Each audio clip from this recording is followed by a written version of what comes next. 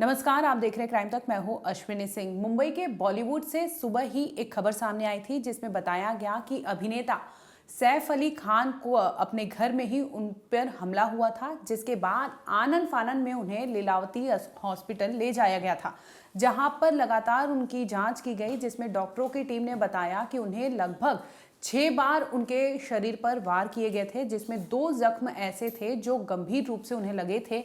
एक बताया जा रहा है कि स्पाइन के करीब लगा था। अब इस केस में बता दें कि ऑपरेशन किया जा चुका है और सैफ अली खान जो है वो अभी खतरे से बाहर है। हालांकि उन्हें अभी भी आईसीयू में ही रखा गया है, लेकिन इस केस को लेकर मुंबई पुलिस और उनकी क्राइम ब्रांच टीम जो है लगातार जांच पड़ताल कर रही है।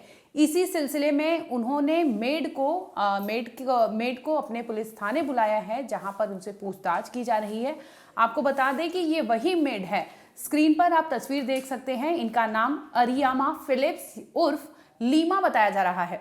जिस वक्त सैफ अली खान पर हमला हुआ था, उस वक्त उनके उस घर पे, यानी सदगुरु अपार्टमेंट जो था उनका, उस घर में उस सैफ अली खान के ये मेड जो है लीमा मौजूद थी।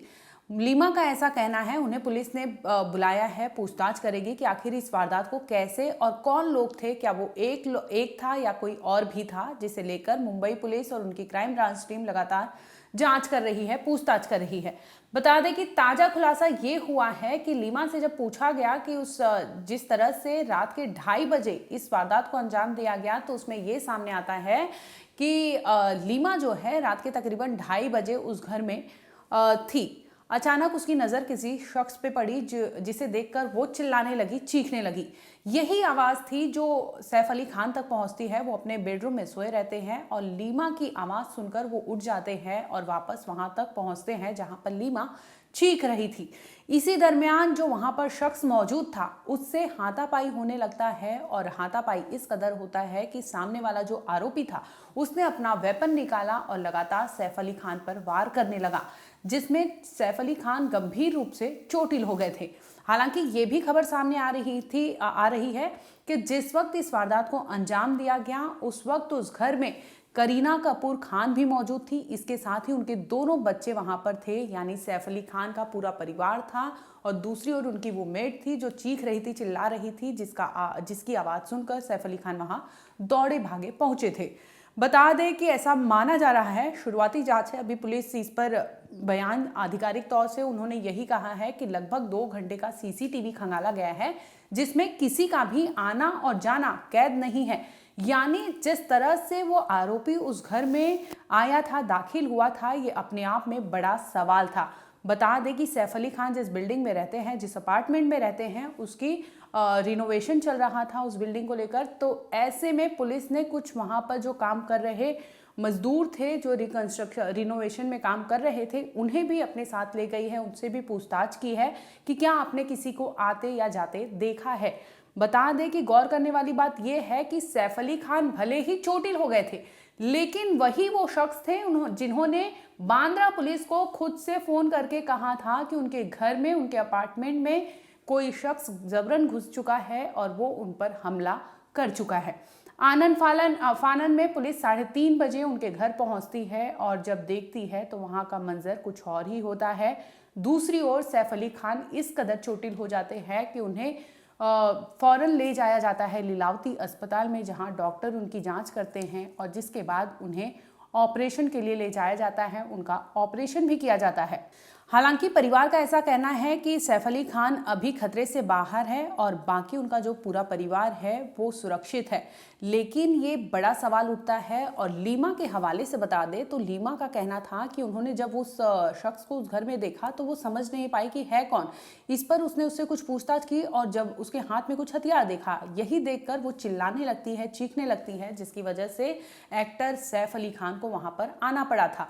अब सवाल यहाँ ये उठता है कि अगर 2 घंटे के सीसीटीवी में वो सस्पेक्ट, यानी वो आरोपी अगर नहीं दिख रहा है, तो वो आया किस कदर?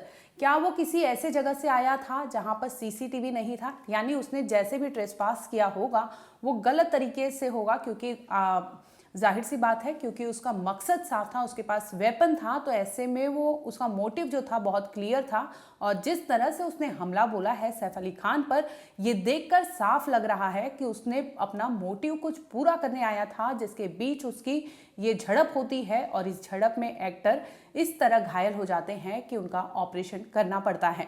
फिलहाल आपको बता दें कि मुंबई पुलिस जो सैफ अली खान है उनके घर में जो काम कर रही थी मेड, वो भी जख्मी हुई थी, वो भी अस्पताल में ट्रीटमेंट के लिए गई थी, जिसके बाद आप देख सकते हैं कि उनके एक हाथ में सफ़ेद रंग की पट्टी बंधी हुई है। डॉक्टरों की टीम ने उनकी भी जांच की और जिसके बाद उन्हें डिस्चार्ज कर दिया गया। जैसे ही हॉस्पिटल से डिस्चार्ज किया जाता है, अब पुलिस उनसे अपना बयान दर्ज करवाने के लिए अपने साथ ले जाती है बांद्रा पुलिस स्टेशन।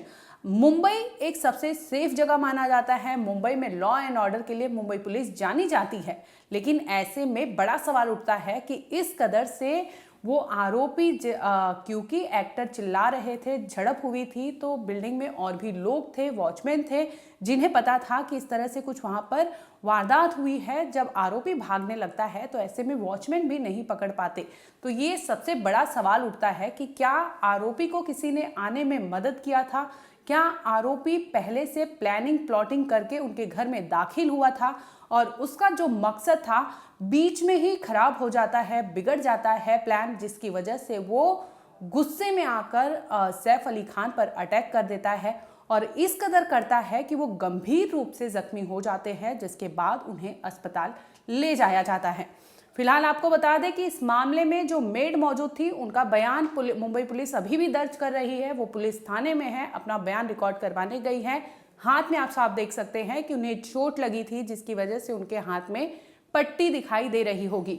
बहरहाल पुलिस का ये कहना है कि वो इस केस को लेकर लगातार जांच कर रहे हैं। क्राइम टीम भी उनके साथ है, जिसकी वजह से वो आरोपी तक पहुंचने में काफ़ी हद तक कोशिश कर रहे हैं कि किसी भी तरह से उस आरोपी को पकड़ा जाए।